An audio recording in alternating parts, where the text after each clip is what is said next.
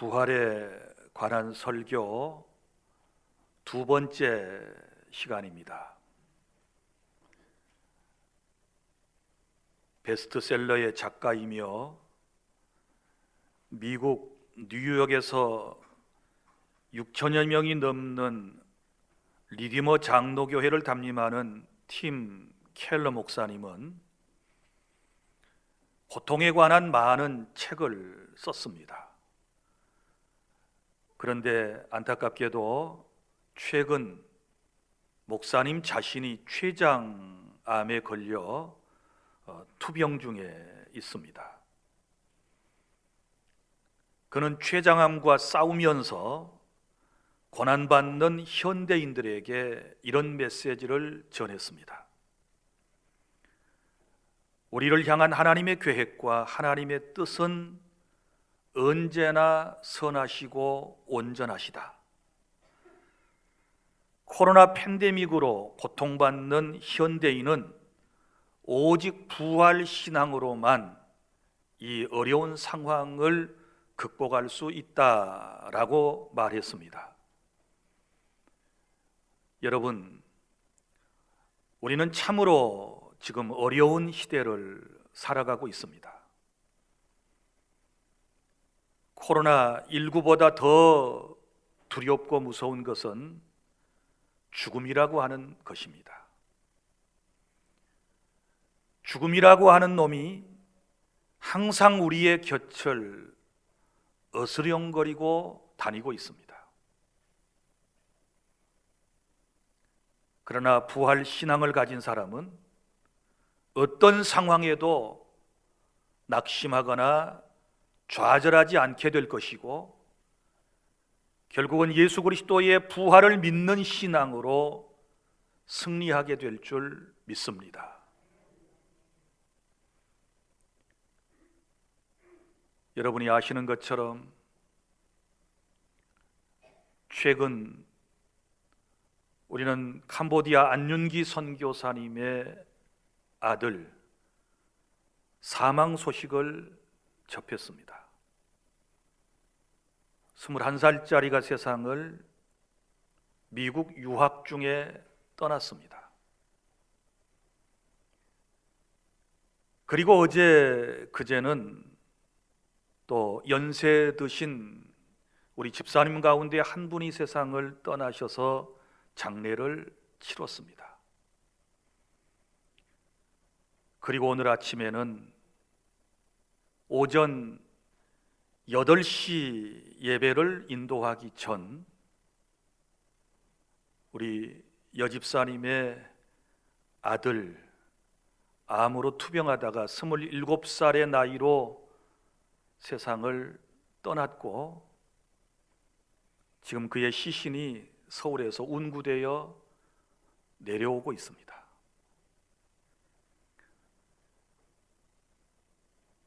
이런 소식을 접하면서 제가 제 마음속에 고민하는 것은, 내가 무슨 말로 이 성도들을 위로할까? 제 인간의 짧은 새치 혀 가지고는 절대 위로가 되지 않습니다. 단지 하나님께서 오늘 저와 여러분에게 들려주신 이 말씀을 통하여 부활 신앙을 갖게 되었을 때 우리는 어떤 슬픔도 아픔도 이겨낼 수 있는 줄 믿으시기를 바랍니다. 우리 예수님께서는 분명히 십자가에 피를 쏟고 죽으셨다가 사흘 만에 다시 살아나셨습니다.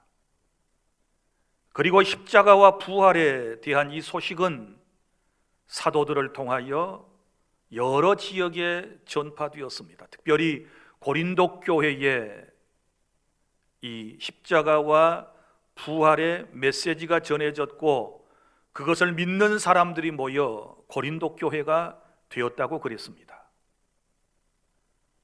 그런데 안타깝게도 이 고린도 교회 안에 사람이 죽었다가 다시 산다라고 하는 이 부활에 대하여 의심을 하는 사람들이 한두 명씩 늘어가기를 시작했습니다.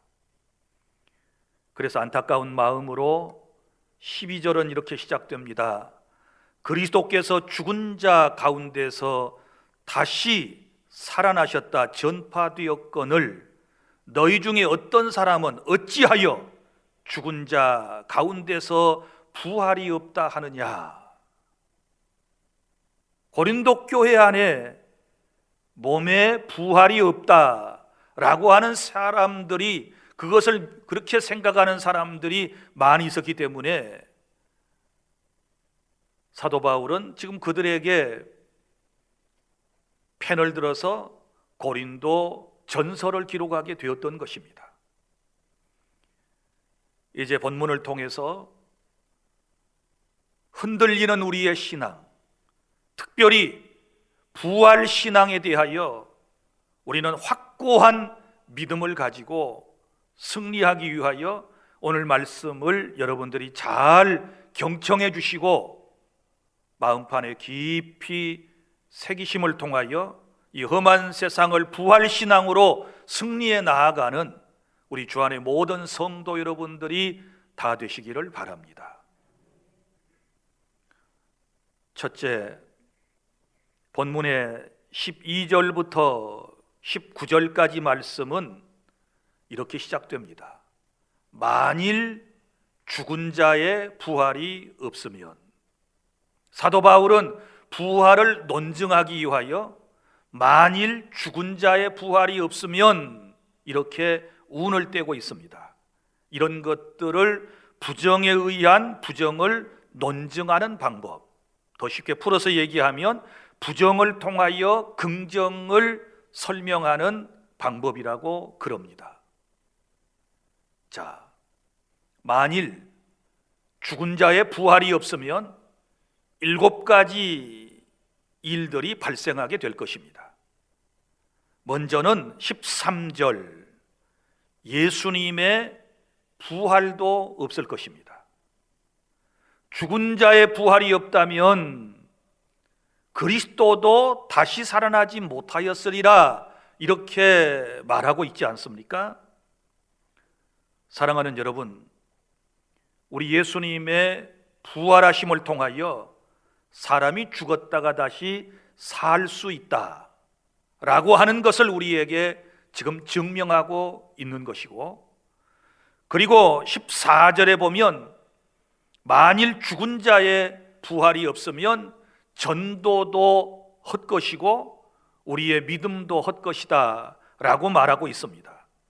여러분, 복음의 핵심은 십자가와 부활이고 그 사실을 믿는 것이 믿음이고 그 믿음의 결과가 구원 아니겠습니까?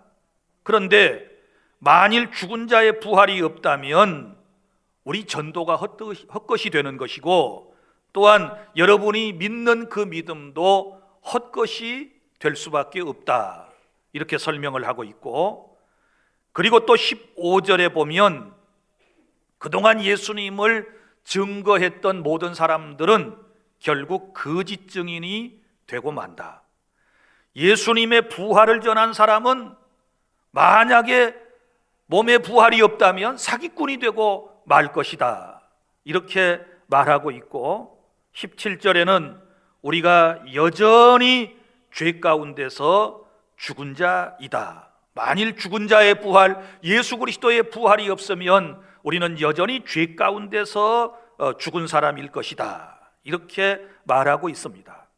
로마서 4장 25절, 예수는 우리의 범죄함을 위해 내어줌이 되고 우리를 의롭다 하심을 위하여 살아나셨느니라. 죄는 죽고 새로운 내가 살게 된 것이 바로 예수 그리스도의 부활 사건임을 여러분이 믿으시기를 바랍니다. 그리고 18절에서 만일 죽은 자의 부활이 없다면 예수님을 믿다 죽은 사람은 멸망일 것이다, 이렇게 말하고 있습니다.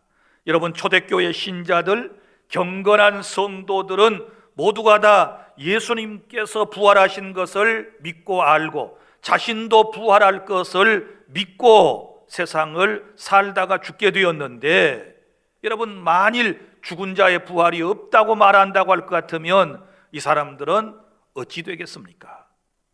그리고 또한 19절에 부활을 믿는 자가 가장 불쌍한 사람이 될 것이다. 예수님을 믿는 사람이 가장 불쌍한 사람이 된다. 만일 죽은 자의 부활이 없다면 그 뜻입니다.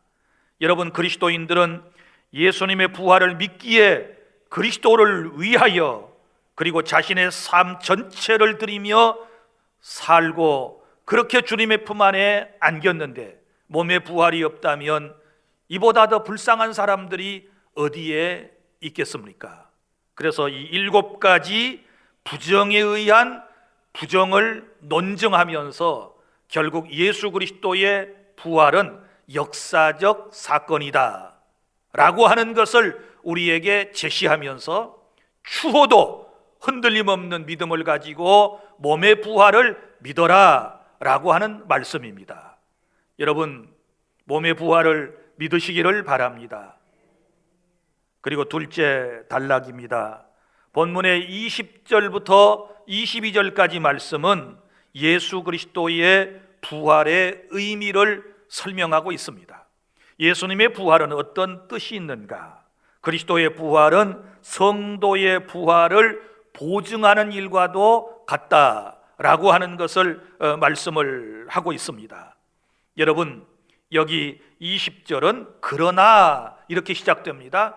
만일로 시작되었던 사도 바울의 논조가 바뀌면서 이제는 그러나 이렇게 부활을 설명을 하고 있는데요. 여러분, 신구약 성경에서는 예수님의 부활과는 다른 소위 죽었다가 살아난 사람들의 이야기가 여러 곳에 기록되어 있습니다. 자, 죽었다가 살아난 사람들에 대한 이야기를 우리는 소생이라고 그럽니다. 구약 성경 열왕기상 17장에 보면 엘리야라고 하는 선지자가 사르밧 과부의 아들이 죽었을 때 하나님의 능력으로 살려냈습니다. 그리고 열왕기하 4장에는 엘리야 선지자의 제자였던 엘리사가 수넴 여인의 죽었던 아들을 살려내는 기록도 나오고 있습니다. 그리고 또한 신약 성경에는 예수님께서 오셔서 마가복음 5장 35절부터 43절 나인성 과부의 아들이 죽었었는데 예수님께서 다시 살리셨다고 했습니다. 그리고 요한복음 11장 38절부터 44절까지 말씀해 보면 베다니 동네에 나사로라고 하는 사람이 죽었는데 죽은 지 나흘 만에 예수님에 의해서 다시 살아났습니다. 그뿐만 아니라 예수님께서 십자가에서 피를 쏟고 숨을 거두시는 순간에 그때 많은 사람들이 살아났다라고 마태복음에 기록을 하고 있고 그 살아난 사람들이 예수님 부활 후에 예루살렘 성에 들어가서 활보하고 다녔다라고 하는 기록이 나오지 않습니까? 그리고 또한 예수님의 제자들에 의해서도 죽었던 사람이 살아났습니다. 여러분, 사도행전 9장 40절에 보면 베드로가 죽었던 다비다를 살려내는 장면도 거기에 생생하게 기록되어 있고, 그 다음에 사도행전 20장 9절부터 12절에는 사도 바울이 유두고라고 하는 청년이 죽었을 때 그를 다시 살려낸 기록도 있습니다. 이처럼 신구약 성경에는 죽었다가 살아난 사람들의 기록이 여기저기에 나타나고 있는데 이런 사람들이 죽었다 살아났다고 해서 우리는 부활이라고 하는 말은 쓰지 않습니다. 단지 소생하였다 이렇게 표현을 하는 것이지요. 왜냐하면 소생과 부활에는 엄청난 차이가 있기 때문에 그런 것입니다. 여러분, 소생했던 사람들은 살아가지고 얼마 동안 더 살다가 또 죽었어요. 나사로가 살아난 다음에 얼마 동안 살다가 또 죽었어요. 유두고도 그랬고 다비다도 그랬고 나인성 과부의 아들도 그랬고 많은 사람들이 죽었다가 살아났지만 또 죽었단 말이지요. 그래서 이런 거는 부활이라고 표현하는 게 아니고 소생했다 이렇게 말하는 것입니다. 그러나 부활은 소생과는 다르지요. 어떻게 다른가? 소생은 죽었다 살아나서 또 살다가 죽었지만, 부활은 죽었다가 살아난 이후에 영원히 죽지 않기 때문입니다. 할렐루야. 이것을 우리는 부활이라고 말하는 것이지요. 그런데 이 예수 그리스도의 부활의 의미는 아주 중요한 의미를 담고 있는 것입니다. 20절 말씀입니다. 그러나 이제 그리스도께서 죽은 자 가운데서 다시 살아나사 잠자는 자들의 첫 열매가 되셨도다. 예수 그리스도의 부활은 잠자는 자들의 첫 열매. 여기서 잠을 잔다라고 하는 것은 죽음의 또 다른 의미거든요. 그렇다고 해서 어느 이단교파에서 믿는 것처럼 영혼 수면설은 아니고요. 잔다고 하는 것은 그저 죽음 상태를 그렇게 표현한 것인데, 우리가 죽고 난 이후에도 우리의 영혼은 그냥 수면 상태가 아니고 의식이 있는 가운데 존재하는 거예요. 여기서 잔다는 말은 이런 의미가 있어요. 학생들이 하루 종일 학교에서, 그리고 여러분들이 하루 종일 세상에서 일을 하다가 공부를 하다가 이제 집에 들어오잖아요. 그러면 잠자야 할 시간이 되면 모두가 다 잠을 자지요. 그리고 아침이 되면 학교에 가야 할 아이들을 엄마 아빠가 흔들어 깨우듯이 그렇게 부활을 설명을 하고 있는 것입니다. 잠자는 사람을 깨우는 거예요. 그러니까 보세요. 잠자는 사람은 죽은 거 아니지요. 잠을 자고 있는 거예요. 그리고 언젠가는 깨어나요. 마찬가지예요. 그리스도 안에서 죽은 사람을 잠잔다라고 표현을 한 것은 부활을 염두에 두고 말씀을 하신 거예요. 믿습니까? 그래서 잠자는 자들의 첫 열매 그랬는데, 이 첫 열매라고 하는 말을 여러분이 이해하시려면 구약 성경으로 다시 돌아가야 합니다. 이스라엘 백성들이 가나안 땅에 들어갔습니다. 그리고 그곳에 가서 농사를 짓습니다. 저 광야에서는 척박한 땅이었기 때문에, 그리고 또 하나님께서 만나와 메추라기를 내려주셨기 때문에 농사할 필요가 없었지요. 그리고 이제 가나안 땅에 하나님의 은혜 가운데 들어갔습니다. 그들은 그곳에 가서 농사를 지었습니다. 하나님께서 그들에게 말씀하셨습니다. 농산물 가운데 첫 열매를 나에게 바쳐라. 그 첫 열매를 바치는 것은 내가 너희들의 모든 것을 다 받는 것으로 쳐주겠다. 이렇게 말씀을 하셨습니다. 그래서 이스라엘 백성들은 가나안 땅에 들어가서 농사를 하고 첫 열매를 하나님께 드렸던 거예요. 그러니까 이 첫 열매의 의미는 대표성의 의미예요. 첫 열매를 드렸지만 하나님께서 전체를 받으신 것처럼 예수 그리스도께서 잠자는 자들의 첫 열매가 되셔서 부활을 하시게 된 것은 예수님을 믿고 따르는 믿음의 사람들에게 부활을 많이 선물로 주실 것에 대한 약속의 말씀인 줄로 믿으시기를 바랍니다. 예수님이 대표자로서 첫 열매가 되셨으니 이제 우리도 그리스도처럼 부활의 영광을 여러분이 누리게 된다는 사실을 믿으시기를 바랍니다. 그리고 21절과 2절에는 정확하게 설명을 하지요. 사망이 한 사람으로 말미암았으니, 대표성의 원리예요.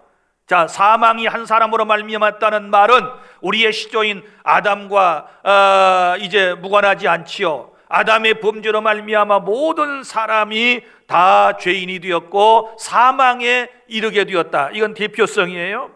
그 이후에 태어난 모든 사람들은 다 죄인으로 태어나고 그래서 죽는 거예요. 그 다음에 보세요.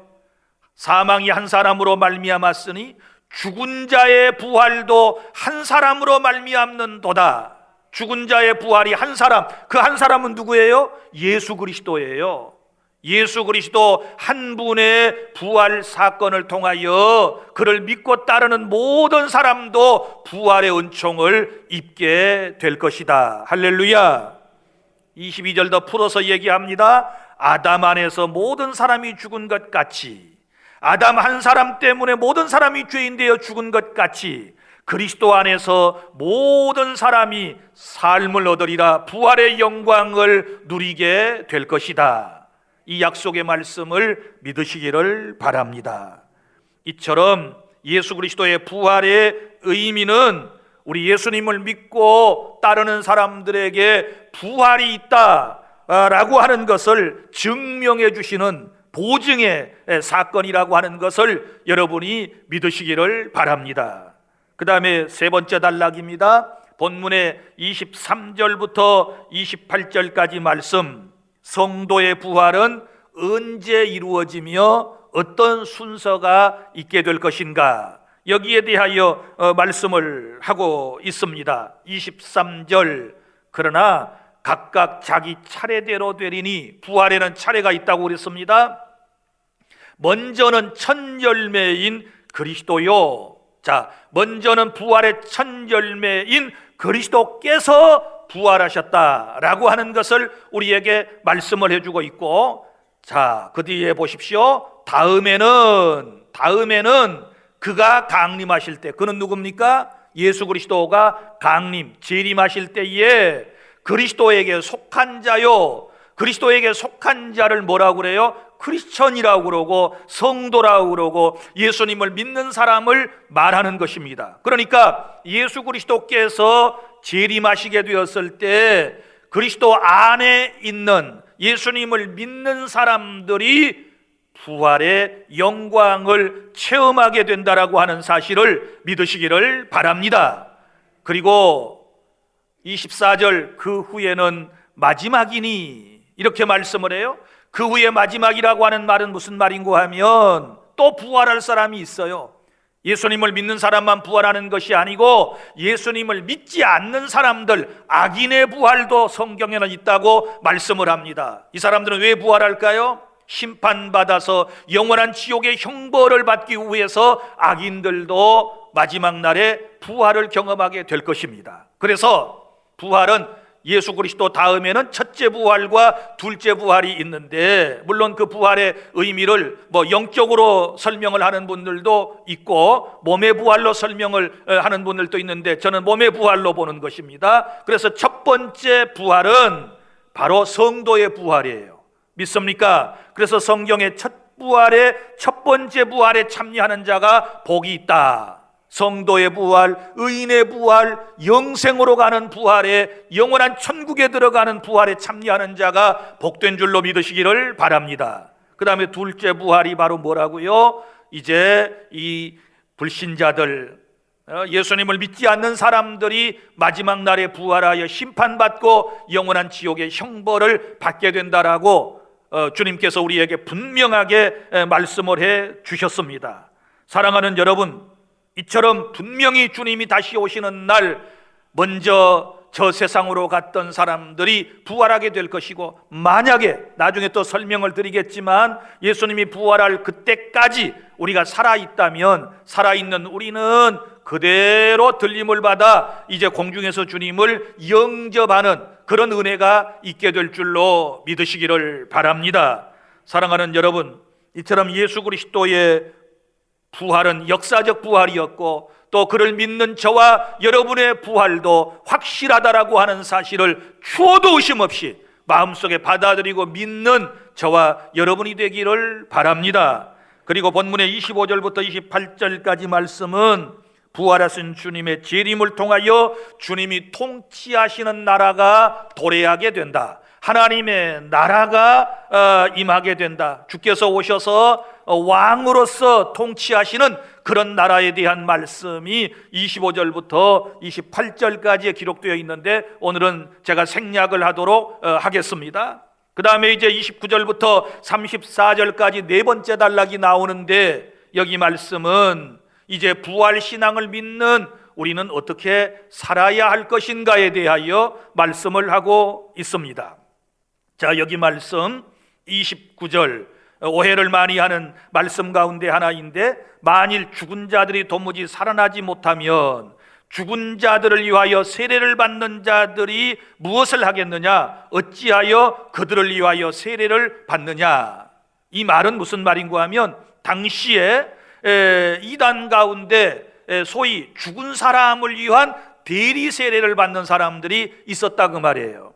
오늘 여기서 바울이 이 말을 하는 것은 그것을 인정하는 것이 아니고 그들조차도 세례를 받고 주의 품에 안기게 되면 부활의 그날에 참여한다라고 믿는 것이 아니냐. 소위 이단들도 그런 믿음을 가지고 있는데 너희는 어찌하여 부활을 믿지 못하느냐라고 하는 그런 책망의 어투로서 이 본문이 사용되었다라고 하는 사실을 여러분이 기억하시기를 바랍니다.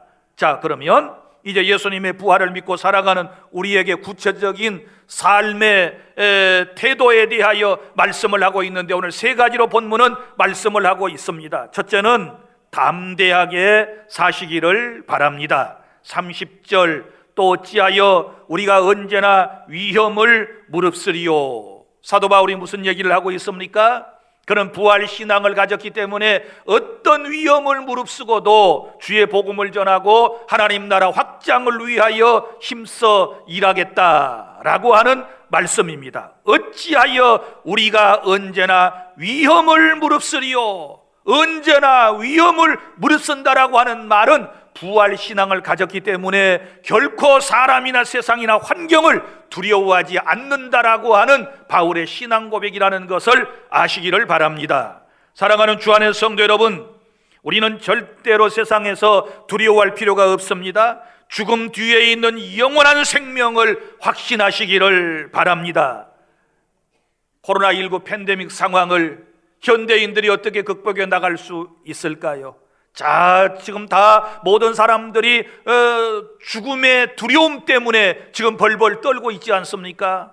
코로나19 감염증에 걸려서 그 질병으로 인하여 죽지 아니할까 하는 그 두려움이 모든 세상 사람에게 지금 다 깔려 있는 것입니다. 이것을 극복하는 것은, 그리고 늘 우리 곁에 맴돌고 있는 죽음이라고 하는 이것을 극복할 수 있는 길은 오직 한 가지, 다시 말하지만 예수 그리스도의 부활하심을 믿고 그리스도의 부활을 믿는 나에게도 부활이 있다라고 하는 이 믿음을 가지면 우리는 세상의 그 어떤 것도 두렵지 아니하게 될 줄로 믿으시기를 바랍니다. 세상을 담대하게 살아가시기를 바랍니다. 우리 예수님께서 두려워하지 말라, 두려워하지 말라 얼마나 우리에게 당부하셨습니까? 어떤 사람이 성경을 읽다가 두려워하지 말라는 말이 몇 번이나 나올까 감옥에서 찾아봤다고 그러지요. 그 유명한 체코의 범브란트 목사님이 찾아보셨는데 365번, 6번이 나오더래요. 하나가 더 나오더래요. 1년 365일 내내 매일처럼 주님이 우리에게 들려주시는 말씀, 두려워하지 말아라, 두려워하지 말아라, 내가 너와 함께한다. 믿습니까? 세상을 담대하게 살아라. 여러분, 우리 주 안의 성도는 세상을 담대하게 살아가실 수 있기를 바랍니다. 오늘 주님께서 우리에게 주신 말씀, 힘들고 어려운 삶 뒤에 있는 부활의 영광이 있다는 사실을 믿는다면 우리는 더욱 담대함을 가지고 세상을 살아갈 수 있는 줄 믿으시기를 바랍니다. 그 다음에 두 번째는 우리가 부활하신 주님을 믿는다면 어떻게 세상을 살아야 할까요? 날마다 자기 자신을 죽이며 살아가시기를 바랍니다. 오늘 본문의 31절 말씀을 다 함께 낭독합니다. 시작. 형제들아, 내가 그리스도 예수 우리 주 안에서 가진 바 너희에 대한 나의 자랑을 두고 단언하노니 나는 날마다 죽노라, 날마다 죽노라, 이런 고백을 했습니다. 여러분, 도대체 사도 바울이 무슨 의미로 나는 날마다 죽노라 이런 얘기를 하고 있을까요? 그에게는 이런 신앙이 있었기 때문입니다. 예수 그리스도를 보면서 죽어야 산다. 믿습니까? 죽어야 산다. 그래서 날마다 죽는 삶을 갖게 된 것입니다. 자기 육체가 죽는다는 얘기 아닙니다. 날마다 육체가 어떻게 한 번 죽지 여러 번 죽을 수 있겠습니까? 이 말은 자기 자신을 날마다 내려놓고 죽이고 산다. 왜요? 죽어야 부활이 있다는 것을 알기 때문에 사도 바울은 이런 삶을 살아가게 된 거예요. 아직도 자기 자신을 죽이지 못하고 살아가는 사람들은 부활의 주님을 만나지 못했기 때문에 그런 것이 아닐까요? 진실로 여러분이 부활의 주님을 만나면 자기 자신을 쳐서 복종하게 하고, 그리고 날마다 자기 자아를 죽이며 부활의 그날을 바라보며 하나님의 영광을 위하여 하루하루를 살아가게 될 줄로 믿으시기를 바랍니다. 예수님이 죽으셨으므로 사신 거지요. 죽어야 다시 살 수 있기 때문에 그는 날마다 지금 죽는다라고 고백을 하고 있는 것입니다. 그리고 세 번째로, 부활하신 주님을 만난 이후에 우리가 어떻게 살 것인가? 32절부터 34절까지의 말씀은 세상을 함부로 살아서는 안 됩니다. 그리스도인답게 거룩한 삶을 통하여 하나님께 영광 돌리며 살아야 할 줄로 믿으시기를 바랍니다. 부활의 신앙을 갖지 못한 사람은 어떻게 사는 줄 아세요? 32절에 보면 내가 사람의 방법으로 에베소에서 맹수와 더불어 싸웠다면 내게 무슨 유익이 있으리요? 죽은 자가 다시 살아나지 못한다면 내일 죽을 터이니 먹고 마시자 하리라. 부활 신앙이 없다면 저 에베소에서 맹수 같은 사람들이 이제 복음 전하는 것을 방해하고 자기를 괴롭게 했을 때 그들과 막 싸웠을 것이지만 바울은 그러지 않았다는 거예요. 싸울 필요가 없었다. 왜? 부활이 있다는 사실을 믿기 때문에. 그리고 부활 신앙을 믿지 못하는 사람들은 내일 죽을 터이니, 내일 죽으면 끝나는데 무슨 사람이 죽은 다음에 살아남이 어디 있어? 내일 일도 모르는데. 이렇게 살아가는 사람의 삶의 스타일은 뭐예요? 방탕하는 거예요. 먹고 마시자 이러면서 자기 자신만을 위해서 살아가는, 방종하는 인생이 될 수밖에 없다라고 말씀을 합니다. 그러나 부활이 있다는 사실을 믿는 사람은 절대 그렇게 살 수 없지요. 왜냐하면 죽지만 다시 살아나요. 내가 죽음으로써 끝나는 것이 아니고 내가 살아 생전에 행했던 그리스도 안의 모든 일들은 주님의 심판대 앞에 서게 되었을 때 그것이 상급이 되거든요. 그것이 하나님 앞에 영광이 되거든요. 그래서 세상을 절대로 함부로 살지 않는다, 경건하게 살아간다라고 하는 것을 우리에게 말씀을 하고 있습니다. 그런데 안타깝게도 많은 그리스도인들이 속고 있습니다. 33절, 속지 말라. 악한 동무들은 선한 행실을 더럽히나니. 여기서 말하는 악한 동무는 누구일까요? 고린도 교회 안에서 몸의 부활을, 육체의 부활을 부정하는 사람들을 의미하고 있는 것이고 이단들을 말하고 있는 것입니다. 오늘날 많은 사람들이 쏘가 넘어가요. 예수님을 믿는다고 하면서도 이단들에게 쏘가 넘어가는 사람들이 많이 있어요.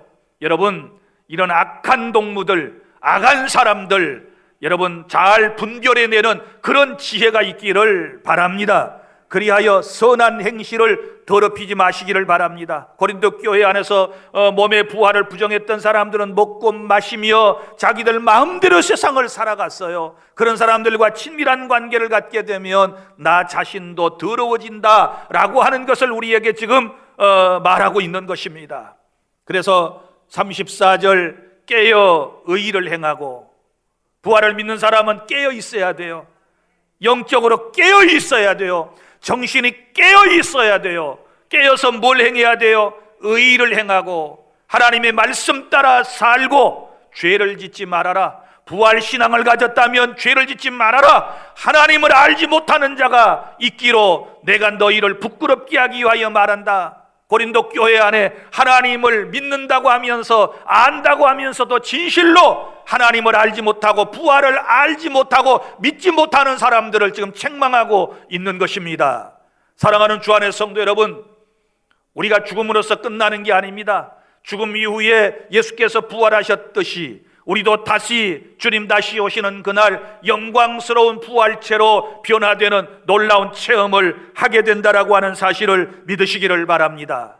이제 말씀을 맺습니다. 우리 기독교는 부활 신앙 위에 세워졌습니다.